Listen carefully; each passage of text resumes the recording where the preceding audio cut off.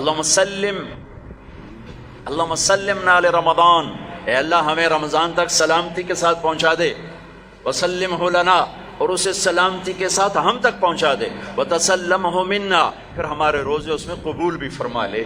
اتنی جلد پہلے سے رمضان کا استقبال فرماتے، شعبان کا چاند خود دیکھنے کی کوشش فرماتے تھے، شعبان کے چاند کو خود دیکھنے کا اہتمام فرماتے تھے، اور چاند نظر آ جاتا تو روزہ رکھتے تھے۔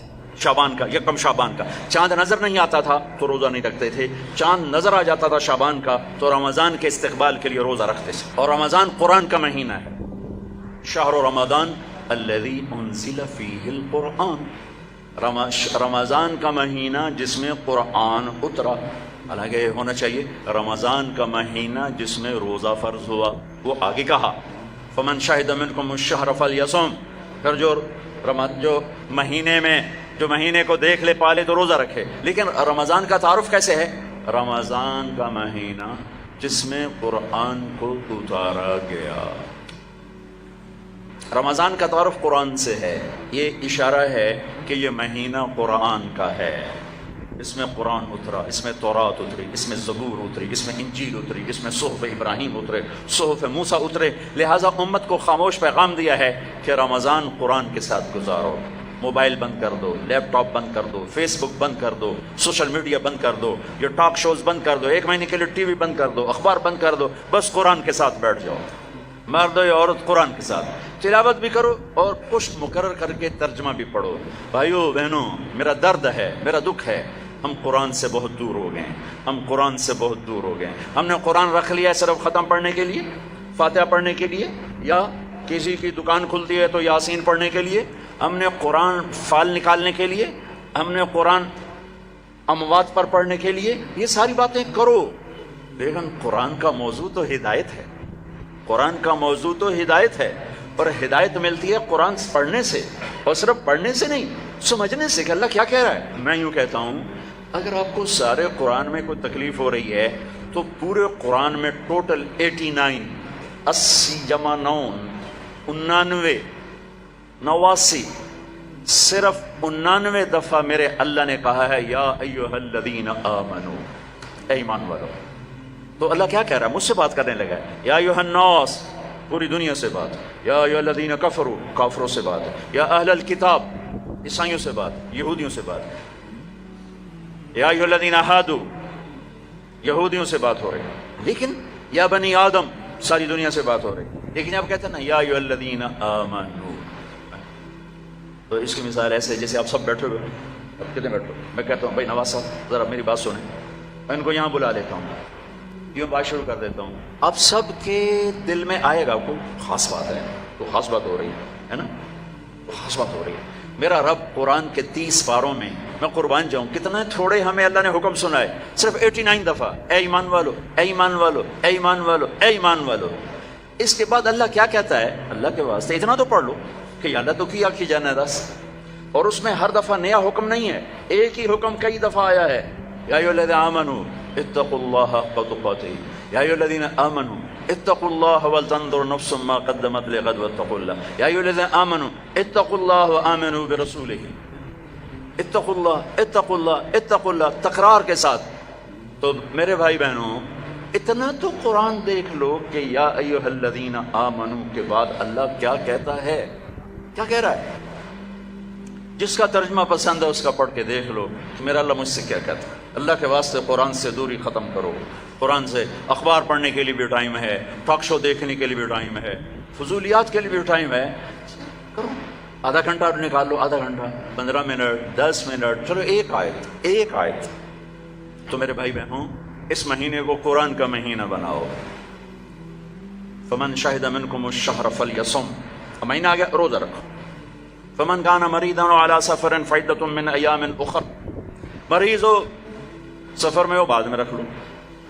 ایک لفظ اور ہے وَلِتُكْمِلُوا الْعِدَّةَ، اس مہینے کو مکمل کرو، پورا کرو، لیکن لفظ ہے کمال۔ کمال کا کیا مطلب ہوتا ہے؟ صفات میں پورا کرنا۔ تمام کا کیا مطلب ہوتا ہے؟ اجزاء میں پورا کرنا۔ روزے کو کمال تک پہنچانے کے لیے 4 چیزوں کو چھوڑنا ہوگا، 4 چیزیں اگر ہیں، نہیں ہیں تو مبارک، ہیں تو چھوڑنا ہوگا۔ میرے نبی نے فرمایا جو شراب پیتا ہے اس کا روزہ اوپر نہیں جاتا ہے، تو اگر کسی کو عادت ہے توبہ کرے. پھر شرابی تو تھوڑے ہیں جو ماں باپ کا نافرمان ہے اس کا روزہ اوپر نہیں جاتا ہے، یہ بہت زیادہ ہیں. ماں باپ کی نافرمانی تو جنگل کی گھاس کی طرف پھیلی ہوئی ہے. شاید ہی کوئی خوش قسمت ماں باپ ہوں گے جن کی اولاد ان کی آنکھوں کی ٹھنڈک ہوگی، ورنہ آج کل اولاد سینے کا کانٹا بنے ہوئے ہیں اور کانٹے کی طرح چبھے ہوئے خنجر کی طرح کاٹ رہے ہیں. ماؤں کو روتے دیکھا ہے، تڑپتے دیکھا ہے. ماں باپ کو روزے کو نہیں پورے دین کو روک دیتی ہے، پورے دین کو روک دیتی ہے. صرف روزہ نہیں ہے، پورا دین رک جاتا ہے. روزے کو روکنے والی چیز ہے شراب، ماں باپ کی نافرمانی. چوتھا، جو کسی کے لیے دل میں نفرت پالتا ہے، دل میں بغض پالتا ہے، دل میں کینہ پالتا ہے، اس کا روزہ بھی اٹک جاتا ہے. اپنے دل کو بھائیوں بہنوں نفرت سے صاف کرو، بغض سے، کینہ سے صاف کرو. ماں باپ کی دعائیں لو، رشتہ داروں سے صلح کرو، اپنے روزہ بچاؤ تاکہ اللہ تقوی کا لباس دے اور اللہ کی بارگاہ میں پیشی ہو سکے. میرے محبوب صلی اللہ تعالیٰ علیہ وسلم تو سارا سال ہی روزے رکھتے تھے، سارا سال ہی روزے رکھتے تھے. اور ہمیں اللہ نے سحری عطا فرمائی. پہلی امتوں کو سحری نہیں ملی، ہمیں اللہ تعالیٰ نے سحری عطا فرمائی. اللہ نے ہمیں سحری عطا فرمائی.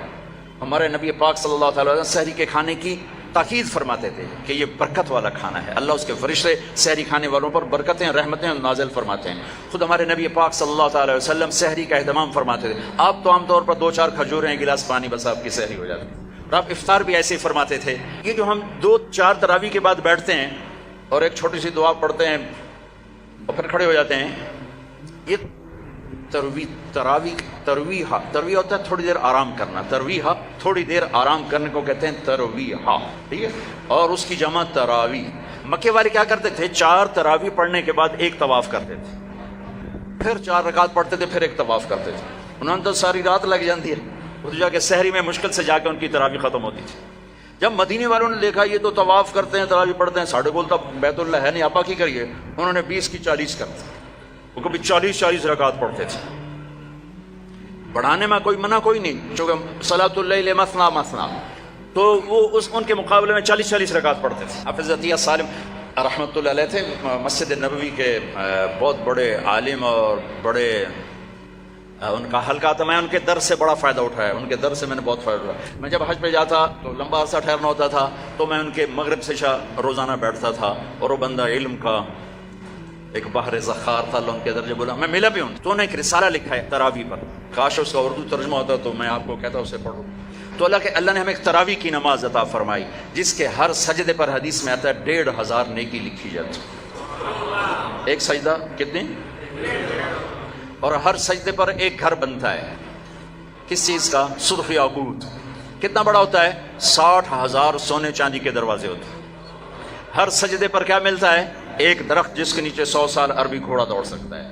پھر تراویح اور روزے کے بدلے کیا ملتا ہے؟ اللہ آخری رات کہتا ہے میرے بندے بندی ہو جن کا روزہ رات کی تراویح میں نے دیکھا، میں نے قبول کیا، جاؤ معاف کر دیا، جاؤ معاف کر دیا. ایک سحری میں اللہ کے نبی کے سامنے بکرے کی سری پیش کی گئی.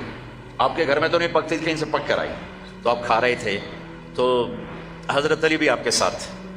تو ارباز بن ساریہ اوپر سے آ گیا. آپ نے کہا آؤ برکت کا کھانا ہمارے ساتھ کھاؤ. وہ بھی بیٹھ گئے، تینوں کھا رہے ہیں. بلال آئے، یا رسول اللہ نماز ٹائم ختم، اور یہ کہہ کے باہر چلے گئے. اذان دینے سے پہلے پھر دیکھنے آئے کہ چھوڑ دیا کھانا تو اذان دو. آئے تو آپ ابھی کھا رہے تھے. انہوں نے کہا یا رسول اللہ واللہ لقد اصبحت، اللہ کی قسم ٹائم ختم ہو گیا، یعنی صبح ہو گئی. تو آپ نے یوں کہا تیرا بھلا ہو جائے. ارے بلال صبح نہیں ہوئی تھی، تیری قسم کی وجہ سے اللہ نے اسے پہلے نکال دیا کہ تیری قسم جھوٹی نہ پڑ جائے. تیری قسم پر اللہ نے اسے پہلے نکال دیا. اور اس پر حضرت علی نے بعد میں فرمایا اگر بلال قسم نہ اٹھاتے تو جب تک میرے نبی کھاتے رہتے صبح نہیں ہونی تھی. عبید رضی اللہ تعالیٰ عنہ دیگ بنا رہے تھے، دیگ. تو میرے نبی کو دستی کا گوشت بڑا پسند تھا. تو آپ نے کہا عبید ناولنی الذرا، مجھے دستی تو پکڑانا. تو انہیں ایسے نکال کے دے دی. تو آپ نے اس کو یوں پکڑا ہڈی کے دونوں کناروں سے ایسے، اور دانتوں سے کاٹ کاٹ کے کھایا اور پھینک دیا. عبید ناولنی الذرا، دستی پکڑانا. انہوں نے پھر نکال کے دے دی. آپ نے پھر یوں پکڑا اور پھینک دی. تو بکرے کی دو ہی ہوتی. آپ نے کہا ناولنی الذرا، عبید مجھے دستی پکڑانا. وہ کچے نکلے، یا رسول اللہ بکری کی تو دو ہی ہوتی. آپ نے کہا ارے عبید اگر تو ہاتھ ڈال دیتا تو جب تک میں کہتا رہتا مجھے اللہ دستیاں نکال کے کھلاتا رہتا۔ تو بھائیو، اللہ نے ہمیں بہت خوبصورت مہینہ دیا ہے، اب اس کی رحمتوں کا مہینہ ہے، جہنم کے دروازے بند ہیں، جنت کے دروازے کھلے ہوئے ہیں، اور اللہ کی معافی کے اعلان ہو رہے ہیں۔ آپس کی لڑائیاں معاف کرو، جھگڑے معاف کرو، جس سے بھی ہو، بیوی سے لڑائی ہے، بیوی کی خامد سے لڑائی ہے، ماں باپ کی بچوں سے، بچوں کی ماں باپ سے، بھائی بھائی سے، پارٹنر سے، دوست سے، اللہ کے واسطے دفن کر دو، دفن کر دو، اپنے ملک کو پاک کر دو لڑائیوں سے، فرقہ واریت سے۔ اس رمضان میں فرقہ واریت کو دفن کر دو۔ یہ آگ جو بھڑکی ہے، مجھے پتا ہے میں کہاں بجھا سکتا ہوں، لیکن میں وہ ابراہیم علیہ السلام کی آگ پہ کبوتر نے 2 چونچ پانی ڈالا تھا، بس میں وہ کبوتر بننے کی کوشش کر رہا ہوں کہ بجھے نہ بجھے میں اللہ کو کہہ تو سکوں گا، یا اللہ میں نے تو پانی ڈالنے کی کوشش کی تھی، لیکن بھڑکانے والے زیادہ ہیں، بجھانے والے تھوڑے ہیں۔ لیکن تم تو نہ بھڑکو، ایسی باتیں مت سنو جو تمہیں فرقوں میں بانٹ دیں، جو تمہیں کسی دوسرے مسلمان فرقے کے بارے میں نفرت سے بھر دیں، کفر سے بھر دیں۔ ارے بھائیو، کسی کو کافر کہنا آسان کام نہیں ہوتا ہے، آسان کام نہیں ہوتا ہے۔ اللہ کے واسطے وقت کی رفتار دیکھو، افق کا رنگ دیکھو، آسمان کے تیور دیکھو، زمین کی گردش دیکھو، اتنے زمین بھی تیور بدل رہی ہے، فلک بھی آنکھیں دکھا رہا ہے، اس کے باوجود اس قدر نفرت دین کے نام پر، کفر کافر۔ کون جائے گا جنت؟ کس کے لیے جنت ہے؟ بھائیو، دروازے اپنے مسلک پہ قابو رہو، دوسرے کو عزت دو، دوسرے کے لیے بھی جنت کا دروازہ کھلا رکھو، صرف اپنے واسطے نہ کرو، اساں اندر جا کے تو ود کنڈا لا لینا کہ وڑن ہی نہیں دے، ایسی حماقت نہ کرو۔ میرے نبی کی امت بہت بڑی امت ہے، اور میرا رب بڑا کریم رب ہے۔ اس رمضان کے مہینے کو محبت کا رمضان بناؤ، درگزر کا رمضان بناؤ، راتوں کو تراویح پڑھو، دن میں روزہ رکھو، انشاءاللہ سارے گناہ معاف ہوں گے۔ اور مہینے کے آخر میں ہے مالدار آدمی کے اوپر کہ وہ روزے کی زکوٰۃ ادا کرے، روزے کی زکوٰۃ ادا کرے، جو کشمش کے حساب سے 2000 کے قریب بنتی ہے، کھجور کے حساب سے کوئی 800-900، میں سے اندازاً کہہ رہا ہوں، اور گندم کے حساب سے تو اخبار میں پڑھا تھا 100 روپے بنتی ہے۔ لیکن جو لوگ مالدار ہیں، گندم کے حساب سے نہ دو، کشمش کے حساب سے دو، تو انشاءاللہ اس کا آپ کو بہت اجر عظیم عطا